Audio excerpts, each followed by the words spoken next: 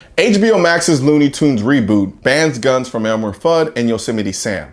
According to the series' executive producer and showrunner, the new series Looney Tunes cartoons, which was launched on HBO Max, will still feature Elmer Fudd as his characteristically violent character. However, he will now carry a scythe instead of a gun, and his attacks will be restricted to using sticks of dynamite, booby traps, and dropping heavy objects on Bugs Bunny. Looney Tunes cartoons, the new series of animated shorts released exclusively on the HBO Max streaming service, will not be doing guns, says the series executive producer and showrunner. The Telegraph reports, in response to U.S. gun violence, the showrunners will not include firearms in Fudd's arsenal.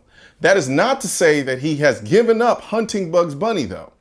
He just uses a scythe instead of, well, a gun. "We're not doing guns," he told the New York Times, "but we can do cartoony violence. TNT, the Acme stuff, all of that was kind of grandfathered in." And this, ladies and gentlemen, is what a culture war against the Second Amendment looks like. Now, I know some of you are going to say, come on, Colion Noir, it's really not that serious. It's just a cartoon. And you know what? You would absolutely monumentally be incorrect. It is that serious. If it wasn't that serious, they wouldn't be rebooting this cartoon, nor would they be making such a deliberate choice to remove the most iconic parts of one of the most iconic characters of this cartoon series. How do you take guns away from Yosemite Sam? It's the very foundation of his character arc. That's like replacing Bugs Bunny's carrot with a vegan cheeseburger. And then you change Elmer Fudd's shotgun to a scythe? What is he, the hunting Grim Reaper?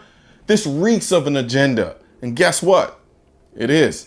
After getting backlash, one of the writers tweeted, "Also, think about the context about what's going on in the world and how long ago our show started production. Late 2017, early 2018. Right on the heels of a record number of mass shootings, particularly the horrific one in Las Vegas. Nobody wanted to touch guns working in the media. So in short, if you want to slice and dice someone to pieces, it's okay. If you want to blow people up, have at it. But if you want to use a gun, well, now that's just going too far." But what happened to the Second Amendment only being about hunting? High-capacity magazines don't have a practical sporting purpose or hunting purpose. If you got 12 rounds, it means you've already missed the deer 11 times. AK-47 and an AR-15 is not for hunting, it's for killing. And I've never met a self-respecting deer hunter that needed an AR-15 to down a deer. You anti-gunners love to make the Second Amendment about hunting, even though it's clearly not. Yet Elmer Fudd's character hunts exclusively with the very gun anti-gunners claim is the only gun you need. And now, even that's too much.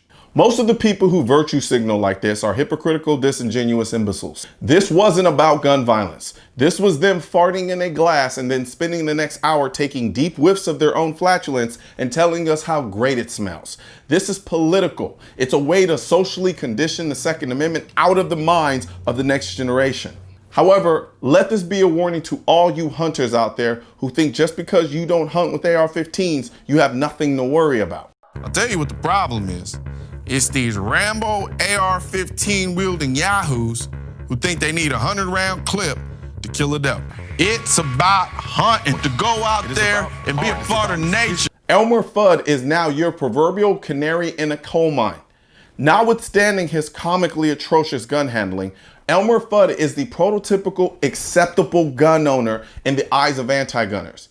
He had a shotgun and he was a hunter. Now, no type of gun owner is safe because the goal from the powers that be and their useful idiots in our mainstream media is to ban guns outright. They're okay with shotguns and bolt actions in order to justify banning AR-15s. If they get that, please believe shotguns and bolt actions will be next. The biggest threat to a government is guns in the hands of the citizens. In most countries, they just force their citizens to turn them in. But America has the Second Amendment, so they have to convince us to turn our guns in. The current generation that are still alive ain't gonna do that. We grew up learning about the Second Amendment and watching Elmer Fudd with a gun. However, the next generation will grow up not even learning about the Second Amendment and will grow up watching an Elmer Fudd with a scythe. They're trying to influence the culture of the next generation to be anti-Second Amendment. Not anti-violence, but anti-Second Amendment. They need the violence to justify their authoritative existence, but they need the people defenseless to make it easier to oppress the people if they ever feel the need to.